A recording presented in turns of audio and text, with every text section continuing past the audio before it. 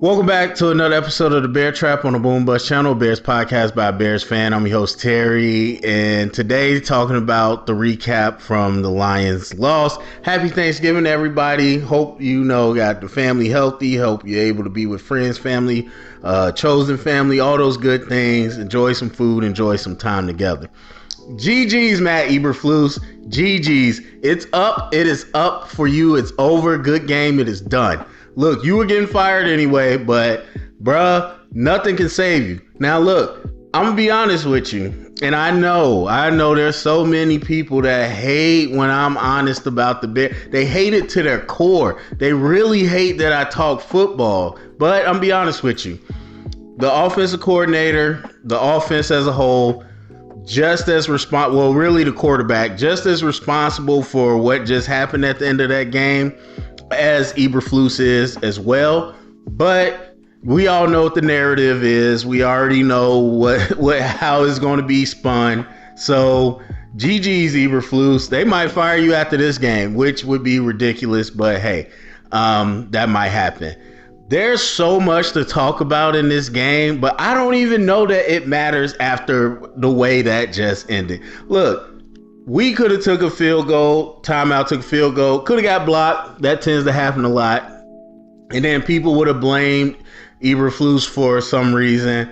Obviously, we could have made the field goal, went to overtime and lost. A lot of different things could have happened. But the way it ended, that is just, in a nutshell, every argument against Eberflus. Now, are we going to skip over all the other things in the game? Yes, we are. And like I said, I might do that too for this recap, because the narrative is too strong that that's all people are going to see. But on top of that, the way it ended is just going to be such a sour taste that nobody's going to be able to focus on the actual football of it all.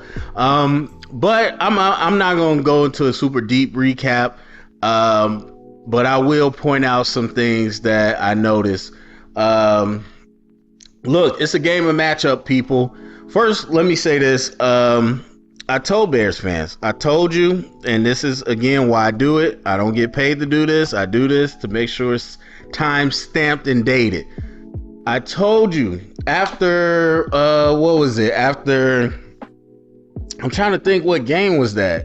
I know it was after the Waldron got fired, but it was just like everybody, not obviously everybody, but so many people. Oh, are the Bears going to lose every single game?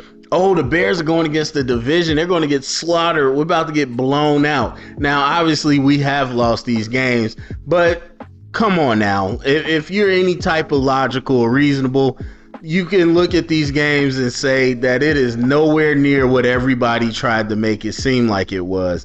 But I told you, I said, number one, just because they're division games, I'm going to give us a 50-50 shot, because we play everybody twice. And so 3 games out of 6. But not only that, I just think people were really over exaggerating how bad we were. And that's just the NFL, man. That's why we have upsets. That's why people lose money. That's why people are wrong about picks every year, every week, because people really try to write it off on paper. They really try to live in the moment and don't really look at the overall body of work and look at the actual team. And people can't project. All they can do is pull up stats and be like, this is what happened last game. That's nice, but can you analyze a game to project what's going to happen? And I told you, we're going to be in these games. And so we had a blocked field goal from beating the Packers. We went to overtime against the Vikings, lost by a field goal. And then today probably could have went to overtime again. So the big bad NFC North, oh my God, the Lions are going to put 50 on us and the Packers are going to kill us. They're on us like Aaron did. And the Vikings are going to blitz us and sack us 50 times.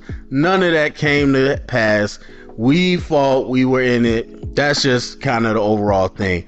Some of the things that I said before, I felt it's been 11 games before today. I felt pretty strongly about what I've been seeing over and over on film. And I think today just kind of, again, after I put my opinion out there, it just puts a stamp on it. I told you about the receivers. And again, especially if you don't watch the film, the all 22, you won't understand it. But the replays, everything shows you. I told you, we have no separation. We have none. And teams do the same thing week after week ever since we played the Texans. It's the exact same thing every single week. And you heard them. We're running rub routes and stuff because we're getting man coverage. We are getting man coverage all the time because they know we're not going to get separation. And they sit on our routes and they just cover over the top. So I feel, vindicated in that. I mean, it's all over the film. And any team that's scouting a team you watch, you would see the same thing. And obviously they do, because every defense keeps running the same thing against us. On defense, man, red zone defense is just amazing. But that's the, the other side of the coin. I know, everybody wants everything to be perfect. And unfortunately, it's never going to be like that. So while running downhill like the Lions did, that's a bad matchup for us. You get a team like that can run downhill, it's going to be a bad matchup. Our linebackers will not come downhill. Our D-line will not get off blocks and get penetration. It's a bad matchup. But when you're talking about short area of the field, zone against pass, I mean, Kyler Gordon so much better, and you could tell Kyler Gordon, skill-wise, isn't better. Knowledge-wise, he's better. You can tell he understands the leverage now, and he overplays the leverage, mainly probably because we play Justin Jefferson and Amon-Ra St. Brown, but he overplays the leverage, and he knows where his help is, so he's putting himself in good spots. And so between that, TJ Edwards and Edmonds' ability to have so much range, it's a wrap. I mean, it wasn't a fluke against Washington, wasn't a fluke against I almost said Tennessee, Houston, and CJ Stroud. You saw it. Detroit Lions, one of the best offenses out there. You saw the same thing again, man. That red zone defense and the defense overall, man. I think I said we're one star D-line away from, and people don't understand how much of a difference that makes. Like, again, if you only look at stats, sacks and stuff, that's one thing. But we're talking about structure of a defense and how offense attacks you.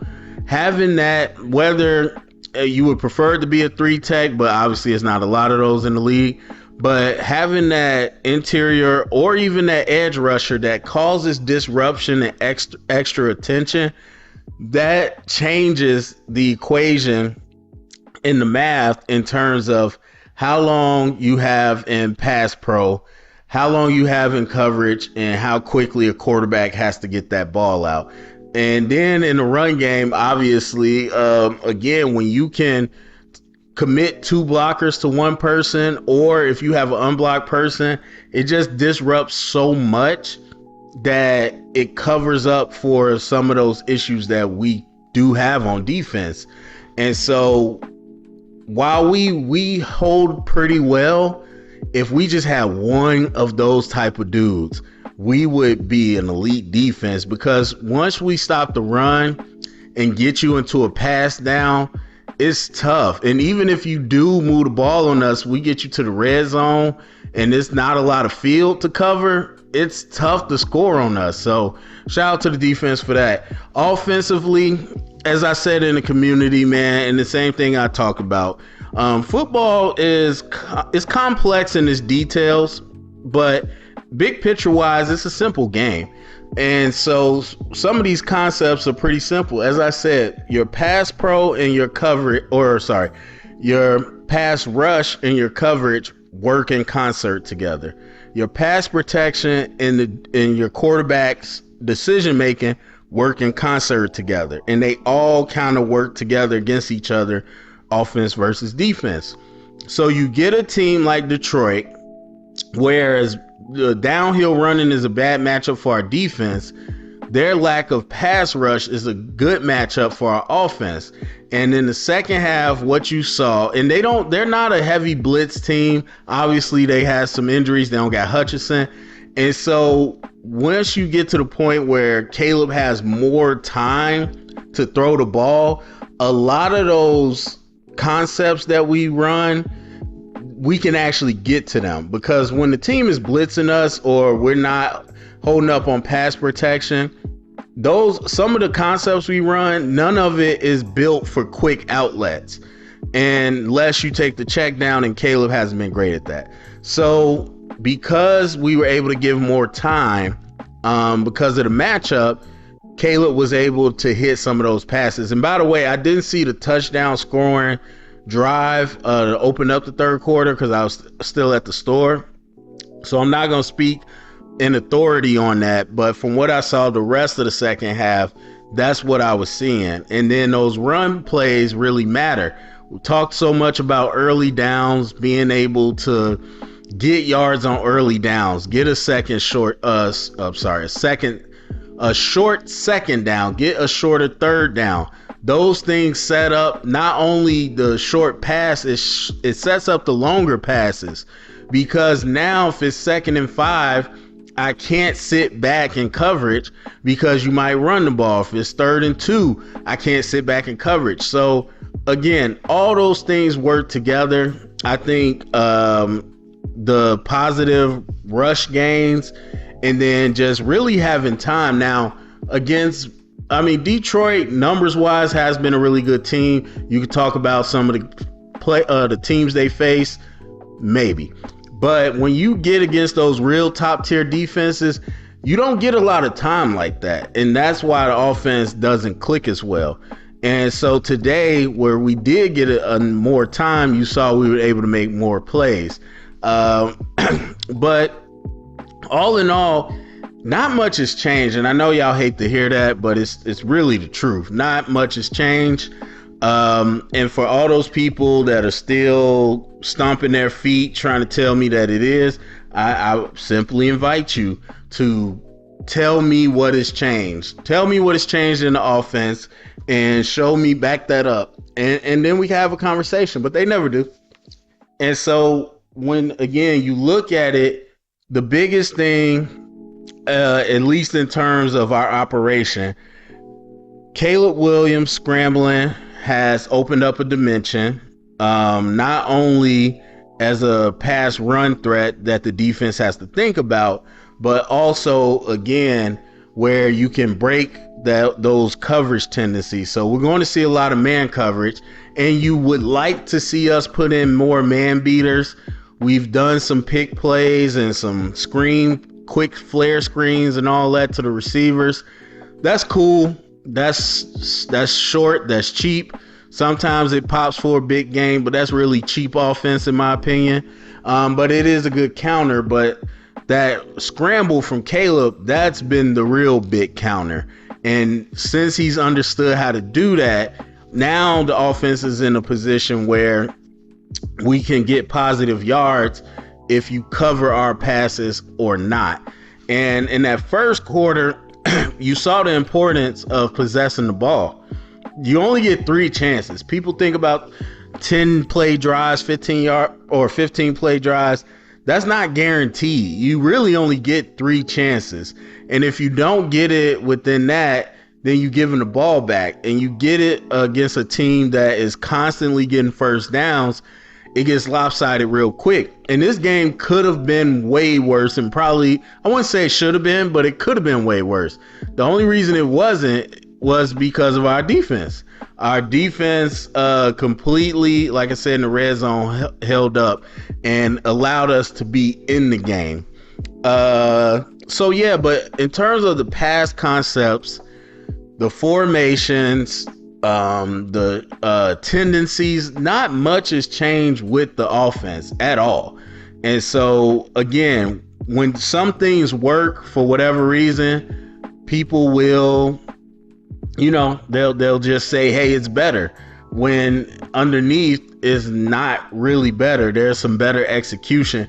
And like I said, I know for sure Caleb's execution in man coverage as far as a scrambler has been better. But then I think also looking at Caleb's not ability, but his decision in climbing the pocket has gotten a lot better. And we talked about that a lot before the bye, where you have him just really rolling out the back of the pocket into sacks, and that happened a lot. Not only are you taking away the ability for you to look downfield to run or make a throw, but you're running right into a sack. And so for a lot of reasons, the ability to execute that better has really helped the offense as well too. So again, structurally, operational wise, not much difference. Am I saying there's no difference in coaching? I don't know. That part I can't tell you because I'm not in the building. I don't know what has changed in terms of how they look at some of those mechanical things, but I can tell you operationally, again, the stuff that shows up on the field, not much different at all. And I don't really understand why every single time this happens, fans expect it to be totally different. It's not. It takes a long time. It takes multiple seasons to put an offense in fully. You think you're going to put in a brand new offense in the middle of a season? It's not going to happen. And so Thomas Brown was the passing coordinator. A lot of our pass stuff is the same stuff that we've been doing. And Caleb has been winning throws with his arm talent.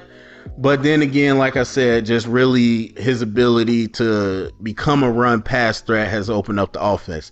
So all that being said, and probably some other things that I didn't touch on, the decision making, Look, me personally, I'm not a big go for two person unless I absolutely have to. Outside of the analytics and all of that, I think people are just going to be in hindsight. If it worked, sometimes they say it, they don't say it as much as they used to, but they used to say it all the time. Oh, if it works, you were right. I think that's idiotic. And so for me personally, I understand the difference in possessions because I said, like, you're not guaranteed a lot of possessions. But for me, again, I would say if it's within 10 and I got a certain amount of time left, I'm not really worried about going for two. Like, yeah, if your kicker's hurt and you can't kick, that's one thing. But everything else, all this back and forth about should you go 2 and 9, I don't really get into that. To me, it's just it's purely off the score and the amount of time left. So I don't really dunk on coaches for going for two or not, or fourth down and stuff like that. Because I know that it comes down to execution. Again, sometimes it's the decision making. If it's the last play of the game and you down 2 and you kick an extra point, that's very clear bad decision. But a lot of times it just comes down to execution. And so for me, I don't really get big into that, but I'm not a big go for two person. So I'm not going to say it was right or wrong. You really got to play the game after you make the decision. And so for whatever we want to talk about decision making, as far as that goes, fourth down, going for two, we got in position to tie the game or to win the game or tie the game. And then, the end of that, like I said, that's what everybody's focused on. I have no clue what happened. I have no clue. What I do know is, it doesn't matter. People can bring live video footage of the sideline or audio from the coach's headset, and they can tell you it was not Eberflus' fault. It doesn't matter. People are going to blame Eberflus. And look, as the head coach, you got to take those things. For me, I look at it, like I said before, you look at even Dan Campbell, the coach on the other side, a lot of the head coaches that everybody like, they are typically, I wouldn't say typically, but they have a ton of bad play management or like situational management. Really the only one that I can think of that has a really high efficient record is Belichick, maybe Sean McVay. But other than that, a lot of these head coaches that everybody like, they got bad on their resume. Now, of course, people gonna say Eberflus doesn't have that resume to justify it. I'm not justifying it. All I'm saying is the mark of a great head coach doesn't come down to situational awareness, and that's just the truth. I'm sorry, but that's the truth. I'm sure y'all don't want to hear that, but that's just the truth. So I'm never going to sit here and say that Eberflus has been great in situations. Some things I think are a little over exaggerated than others, but I would never say he's great in situational awareness. But what I will say, and what I've said this entire time, that's not, to me, the key performance indicator of a head coach. But he's going to have to wear that one for sure. And again, I don't know what happened, but I know for a fact, I mean, from the quarterback to Thomas Brown to Eberflus, there's blame to go around in that whole situation, because not only as far as calling a timeout, not only as far as understanding what you want to do in that situation and communicating it to the quarterback, but it's part of that is what I call AFCs, or what coaches call AFCs, automatic field calls. And I talk a lot about it with defense. That's where you see it, where not everything's a call. Not everything's something that the coach has to call. Is what's taught in the game plan or in your philosophy. So defense, a lot of times, is the game plan. We see this formation, we're going to do this. If we see this motion, we're going to do this. And that's an automatic call. That's not something the coach has to tell you. That's coached throughout the week. When it comes to these 2-minute situations and last minute and all that, that's what's coached throughout the year. And that's what the quarterback should know going into it. So I think there was definitely a disconnect. Where the disconnect was, I don't know. But what I can tell you is they for sure were trying to get a play off the middle of the field, because you got a timeout. So obviously you could throw wherever you want on the field. They were trying to get a play off, throw it to the middle of the field so they could get a timeout and then go from, a closer field goal, especially after Caleb got sacked and they lost a lot of yards that way too. So that's what the idea was. The execution wasn't there. Now, once you take the timeout, then obviously you can only throw to the sideline, because you're not going to have enough time to get up to the ball and spike it. And then if the defense is smart, then they're going to play the sidelines. So really, once you take a timeout, you probably got to kick the field goal. And they might, and I'm sure they felt like, okay, the field goal was not a safe one after all the blocks we had.